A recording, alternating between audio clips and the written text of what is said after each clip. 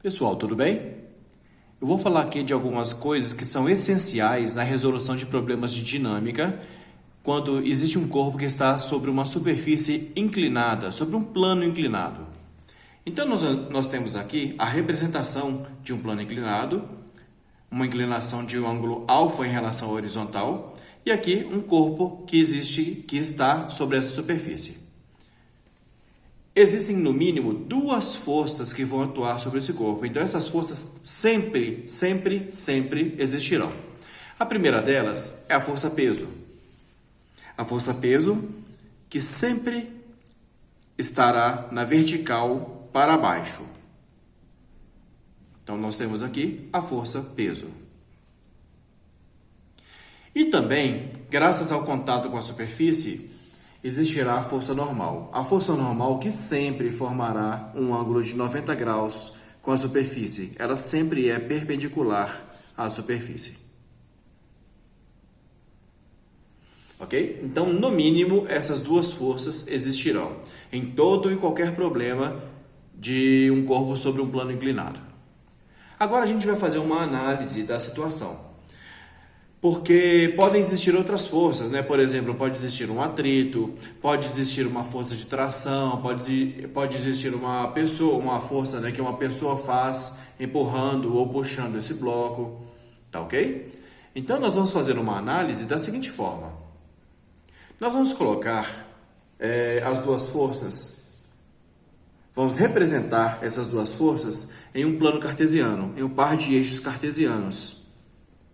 Então, nós temos aqui o eixo, vou chamar esse eixo de eixo Y, ok?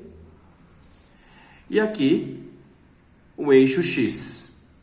O eixo X, nessa representação, ele está paralelo à superfície, ao plano inclinado. Enquanto que o eixo Y está perpendicular, ele é perpendicular à superfície. Esse ângulo alfa de inclinação será esse mesmo ângulo aqui. Então, o ângulo entre a força peso e o eixo Y sempre será igual ao ângulo de inclinação do plano, ao ângulo de inclinação da superfície. Tudo bem? Como essa força peso está fora do par de eixos cartesianos, é necessário fazer a decomposição dela. Então, vou representar aqui vetores que compõem a força peso. A decomposição vai nos dar o vetor que eu vou chamar de Px. Então, é a componente da força peso sobre o eixo x. Então, deixa eu representar aqui. Então, vou chamar de Px. E vou representar aqui a componente da força peso sobre o eixo y. Claramente chamando também, né, de PY. Então, aqui está o vetor PY. PY, e aqui a setinha, né, do vetor PX. Tudo bem? Se fizermos uma análise, trazendo PX para cá, nós teremos um triângulo retângulo, da seguinte forma. PX aqui, na horizontal, PY perpendicular a ele. Então, PY aqui. E aqui o vetor peso. PY, PX. E aqui o vetor peso formando a hipotenusa do triângulo retângulo. Então, o vetor peso. Já vimos que esse ângulo aqui de cima é o ângulo alfa, esse mesmo ângulo. E aqui um ângulo de 90 graus. Com isso, nós podemos usar usar a trigonometria para relacionar Px e Py ao vetor peso, à força peso.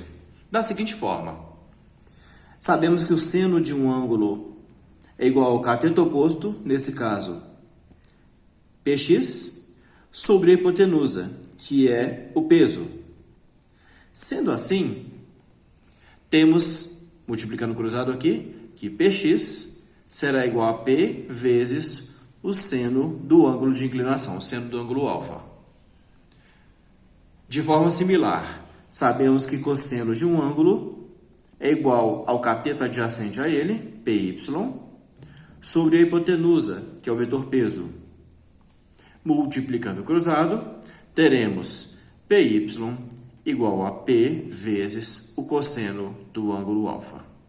Tá ok? Então essas situações são essenciais. É claro que que podem existir outras forças atuando, como eu já citei, como eu já falei.